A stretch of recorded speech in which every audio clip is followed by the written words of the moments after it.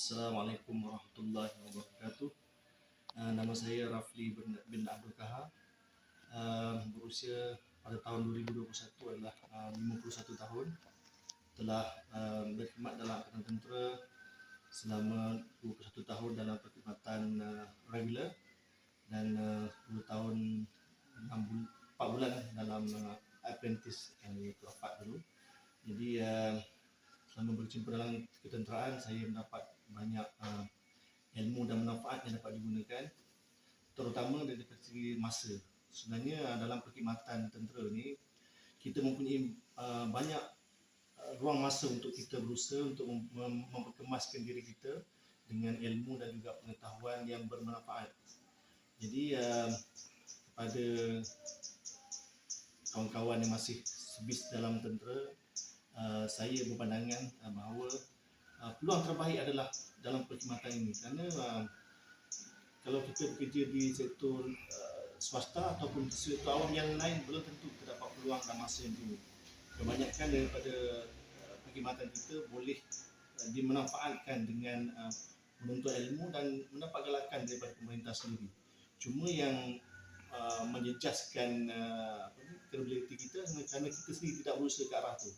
Saya sendiri secara peribadi saya mendapat keuntungan atau laba daripada perkhidmatan, dan selama 21 tahun tu saya masuk tentera dalam SRP daripada tingkatan 4. Kemudian saya ambil SPM.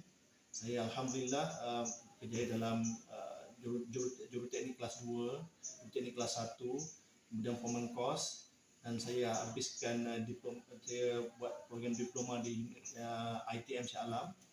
Kemudian alhamdulillah dapat meneruskan juga dalam ijazah sarjana muda sains sukan di Universiti Malaya. Pengkhususan adalah sukan kuda latihan. Tapi alhamdulillah saya rasa peluang tu saya dapat dalam perkhidmatan. Jadinya saya berusaha sendiri, ambil experience sendiri, belajar sendiri dan dapat mencapai cita-cita saya lah. Dan sepanjang 21 tahun perkhidmatan tu, saya rasa penglibatan saya banyak sangat dalam kursus, sama ada kursus ketenteraan atau kursus di luar. Jadi saya tak mensisiakan masa dan saya berusaha untuk membaiki diri sendiri. Tak kisahlah kursus apa, kursus pendek ke kursus panjang, janji benda itu mendapat manfaat pada diri dan juga perkhidmatan. Itu saja saya ingat. Okay. Banyak perkhidmatan saya dalam ATM saya banyak melibatkan diri dalam kesukanan. Maksudnya saya terlibat sehingga ke peringkat kebangsaan, termasuk menjadi pengadil dan juga jurulatih. Beberapa jurulatih lah ATM saya terlibatlah jurulatih. Kerana saya telah menghabiskan sains sukan pada tahun 92 lagi, iaitu pada awal tahun 92 itu tidak ramai yang masuk sains sukan, termasuk awam. Jadi saya antara pelopor yang pertama sekali dalam Malaysia ni lah. Dia buka je sains sukan, saya ambil level 1, level 2 dan juga level 3 kebangsaan. Lalu saya habiskan saya teruskan untuk program ijazah muda sains sukan bersama dengan kebangsaan lah. Jadi alhamdulillah rezeki itu saya ambil peluang tu dan saya teruskan dengan niat untuk menambah ilmu. Tidak ada niat lain lagi untuk memberkasikan diri sendiri dan juga perkhidmatan. Jadi saya gunakannya untuk manfaat bersama, tidak ada lebih dan tidak ada kurang pada diri sendiri. Jadi sepanjang saya berpeluang lah menjadi pengadil kebangsaan, terutama dalam bola jaring lah. Saya adalah merupakan pengadil bola jaring kebangsaan pertama lelaki lah yang ada pada tahun 2003. Ya, alhamdulillah dengan berkat dorongan daripada sahabat yang berada dalam sukan tersebut banyak bantu saya lah. Jadi saya gunakan untuk manfaat negara sebenarnya. Tidak ada untuk diri saya sendiri semata-mata. Alhamdulillah daripada pengalaman itu saya dapat rasakan bahawa tidak ada yang mustahil dalam dunia ni kalau kita berusaha. Kita berusaha daripada aspek ilmu dan juga fizikal kita sendiri. Jadi maksudnya kita tak boleh berdiam diri atas diri kita sendiri untuk maju. Sebenarnya contoh macam sukan bola jaring, tidak ada pelibatan lelaki dalam sukan tu. Apatah lagi untuk peringkat kebangsaan, memang tidak ada. Jadi saya berpeluang lah, alhamdulillah saya dapat menjadi pengadil untuk bukan saja untuk kejohanan di Malaysia, maksudnya kejohanan yang melibatkan negara-negara lain. Jadi saya ambil peluang tu mengatakan bahawa tidak ada benda yang terasa mustahil yang kita buat selama mampu yang kita boleh adaptasi dengan apapun juga keadaan. Jadi peluang-peluang yang kita ambil begini, kita apply masa kita berhenti ni kita apply, kita buat apa yang termampu dalam diri kita dan kita cuba ubah gaya hidup kita daripada apa yang kita rasa orang yang tak boleh buat, kita boleh buat. Jadi manfaat daripada itu saya ambil daripada apa yang ilmu yang sepatutnya daripada pemerintah saya bagi galakkan, di mana pemerintah yang selalu mendorong untuk melakukan perubahan di dalam diri sendiri dan juga organisasi. Kita peluang memang banyak, cuma masalahnya bila peluang tu kita tidak sempurnakan. Itu saja saya ingat. Terima kasih. Kita ambil peluang yang ada sebagai komitmen kita untuk teruskan pembelajaran, untuk tambah ilmu. Kalau dah dapat peluang tu, terutama pegawai lah, saya ingat pegawai dia lebih banyak peluang daripada LLP. Jadi kalau pegawai tu dapat peluang, teruskan belajar ilmu sampai habis. Buat yang terbaik dalam diri kita. Jangan kita pergi untuk orang cakap hadirkan diri, kemudian dapat urusan tidak merasakan ataupun lebih teruk lebih gagal. Jadi kepada LLP pun sama juga. LLP walaupun dia tak peluang banyak macam tu, tapi peluang tu tetap ada. Kita sendiri kena berusaha untuk mencarinya. Yang kita masuk peluang tu kita untuk menggagalkan diri kita sendiri, ataupun kita ambil peluang tu untuk kita mengelak diri kita daripada tugasan. Itu benda yang saya ingat tidak bagus lah untuk kebaikan organisasi sendiri. Okay. Saya suka juga ulasan sebenarnya penglibatan saya dalam ATM dulu bukan sekadar tugas biasa, tapi asal-usul itu juga yang saya beritahu sebentar tadi. Saya telah memanfaatkan ilmu dan alhamdulillah saya berpeluang menjadi tugasan di PBB sebagai jurubahasa. Tak ramai yang dapat tugas ni ya. Dalam saya Rejimon Semboyan Diraja, pegawai dan juga LLP, saya seorang saja yang dapat peluang tu alhamdulillah. Sepanjang 3 tahun PBB di sana di Timor Leste, saya alhamdulillah lah dapat tugasan yang agak mencabar dan berlainan daripada tugas peacekeeping force ini orang tu.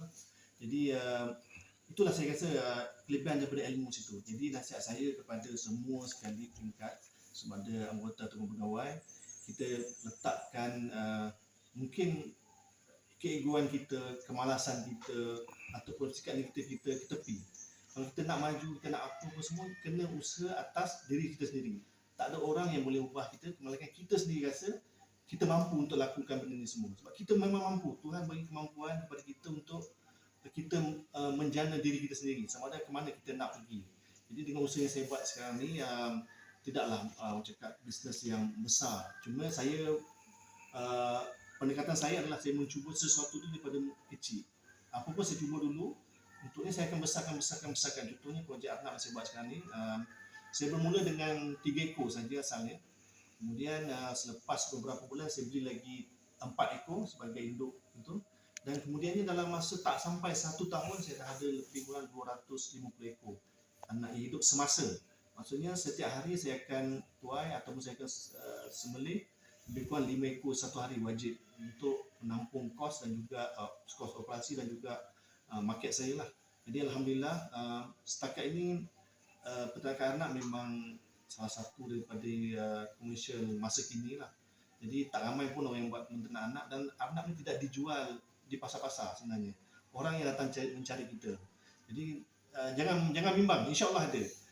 Cuma kita kena tahu sekarang ni bila terlibat dengan ini wajib mencari ilmu dahulu, kena pergi kursus, ambil apa-apa bidang yang berkaitan, dan kita dengan kursus itulah kita ada ilmu. Jangan kita buat sesuatu tanpa kita kursus ataupun kita rasa kita mencuba dengan sia-sia. Kadang-kadang kita buat benda tu kita rasa betul, sebenarnya tak salah. Bila kita kursus tu, ilmu orang yang mengajar tu dia lebih arif dan juga telah berpengalaman dan juga matang dalam apa juga yang mereka telah lakukan. Jadi advice saya untuk bakal-bakal pesara ataupun yang masih bekerja pun boleh sebenarnya. Lebih-lebih lagi untuk yang rasanya dia tidak ada peluang untuk bekerja lain, cuba kita buat benda ni dengan skala yang sekecil dahulu. Cuba benda dalam kurang 10 ekor untuk pengalaman, untuk ilmu, untuk pengetahuan. Kemudian kita boleh besarkan. Contoh macam saya dulu pun 3 ekor, saya buat 1 sangkar saja dahulu. Selepas beberapa bulan saya ingat tak sampai 1 tahun. Itulah jumlah dia sekarang. Alhamdulillah. Yang penting ilmu tu mesti ada. Kalau tidak ada ilmu, itulah macam-macam. Anak mati, anak tak cukup makan, apa semua, kita salah bagi makan. Terlebih makan pun tak mau, dia macam dia tidak aktif. Jadi kalau nak buat tu kena wajib tentuan, boleh datang kursus. Sama nak kursus di luar atau datang jumpa saya untuk saya bagi sedikit ilmu dan juga pengalaman apa yang saya lakukan lah. Jadi alhamdulillah setakat ni boleh dikatakan berjaya lah untuk untuk kejayaan saya selepas pencen. Nasihat daripada saya lah, okey, kemungkinan bakal besar ni mereka berhenti, kemudian tidak ada apa-apa tujuan. Kadang dia berhenti, dia pun sendiri tidak tahu apa yang dia nak buat. Jadi kalau boleh, duit yang kita dapat tu banyak, saya rasa dengan keadaan sekarang ni, banyak tu kita tahu menilaikan dia.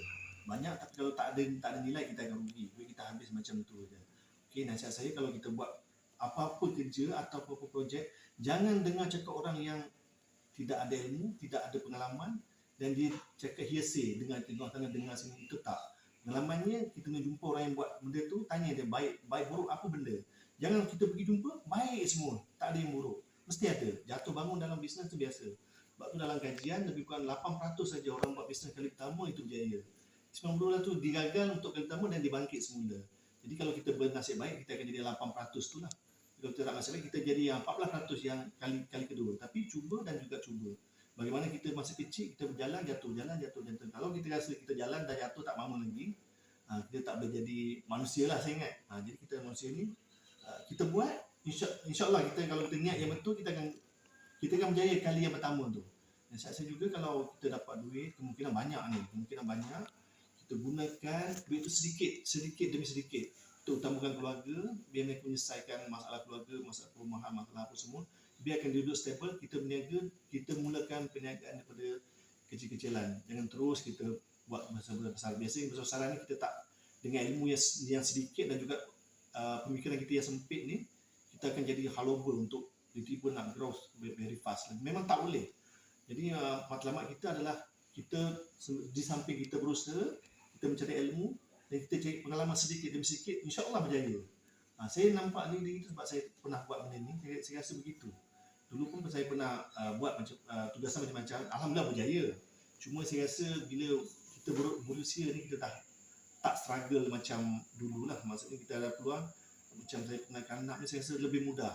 Sebab saya ada masa di rumah, ada masa bersama keluarga, ada bersama ini, boleh buat kerja-kerja yang social needs, macam kita tolong masyarakat. Jadi masa tu tak rugi. Jadi alhamdulillah, di samping kita buat kerja tu, kita dapat income tambahan, dan kita rasa keserokan, dapat bergaul dengan masyarakat. Jadi itulah daripada awal saya tekankan adalah disiplin diri. Bagaimana kita disiplin dalam tentera, di situlah kita disiplin masa berhenti. Jangan tinggalkan ilmu tentera, banyak mengajar kita kebaikan. Cuma yang kita sendiri nak bezakan mana kebaikan itu sebagai ilmu yang digunakan di kita ataupun kita tinggalkan macam tu saja. Itu saja.